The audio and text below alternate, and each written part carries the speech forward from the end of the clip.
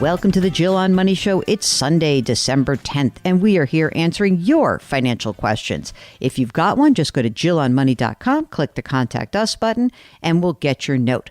While you're on the website, check out my book, The Great Money Reset. Do you need a reset for your new year? It's such a good time to do that, like that whole turning over of a page and thinking about what to do next. I love that idea of changing your work and changing your wealth and changing your life. You can see the steps that you need to turn chaos into opportunity with my book, The Great Money Reset. Okay, without further ado, let's go to Mike, who's on the line from Georgia. Thank you so much for taking my call. I'm really excited to talk to y'all. First of all, you know that I'm a sucker for a Southern accent, so thanks for saying y'all. Don't call me ma'am. Let's go. Okay.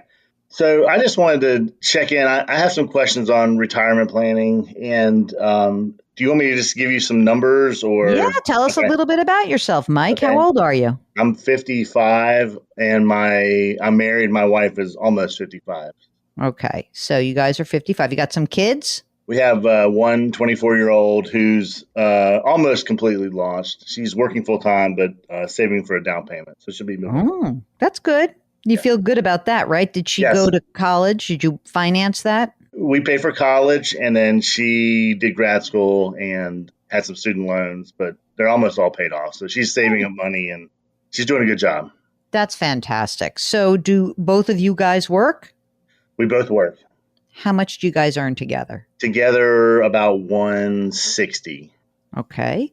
And is that a good amount of money? You do what you want? You feel good about that? Yes.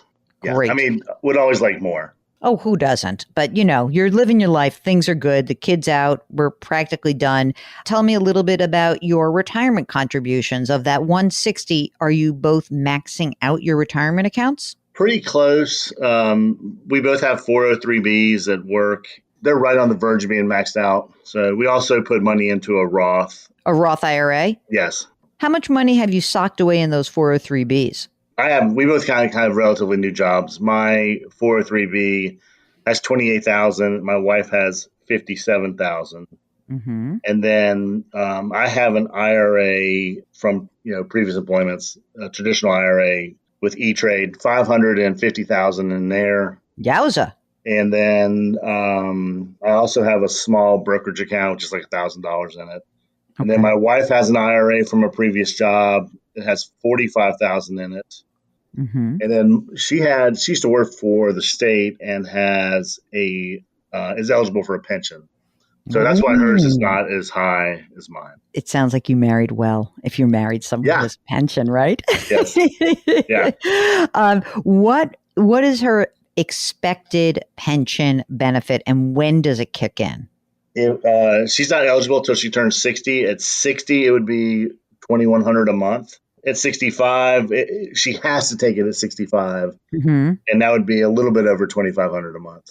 And then holy smokes! A nice thing on that is because it's with the state, we can both be on the state healthcare plan. Yeah. And for you guys, as you look ahead, do you feel like you are, on track to retire at some age that you've already picked, or are we trying to figure out when you can call it quits? What's your goal here?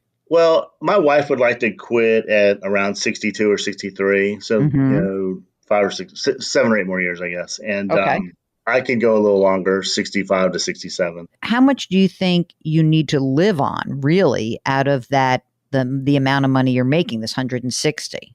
I've been working on that and trying to get a real good feel for what we have to have. But I would say $5,000 to $6,000 a month, and then having our healthcare, paid for also. So assuming her, it would go through the state, then just maybe $6,000 a month.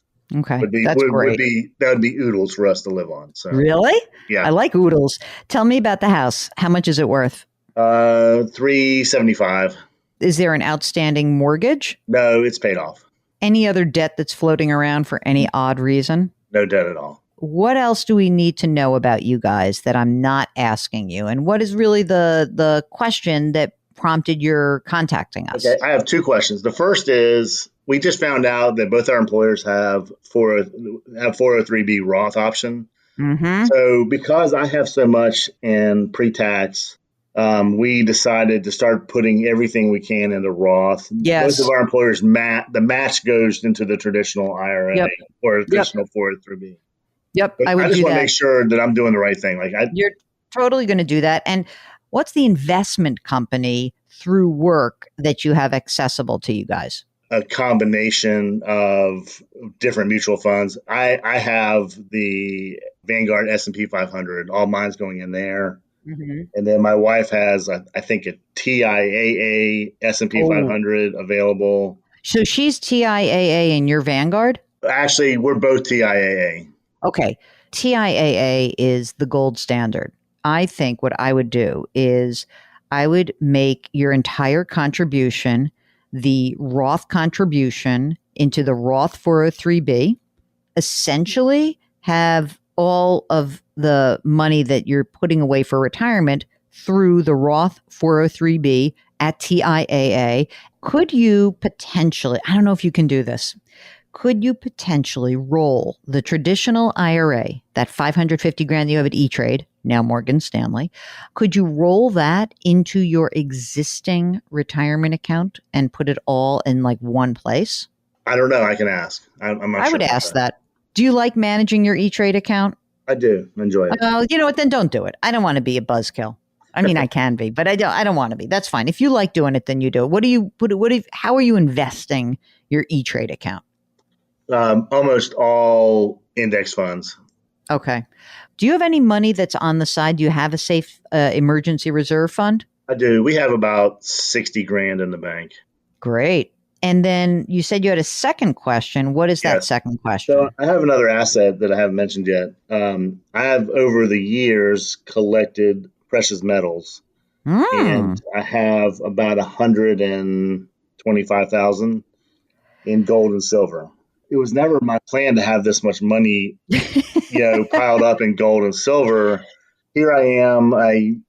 It's like a part of me. I hate to get rid of it, but also know maybe that's not the best thing to have that much piled up. Do you own physical gold and silver, or are we talking? Oh, you do. Yeah. So, are you storing it someplace? Most of it's in a safe deposit box. And you have gold bars, gold coins, whatever. Mostly coins. Coins. Okay.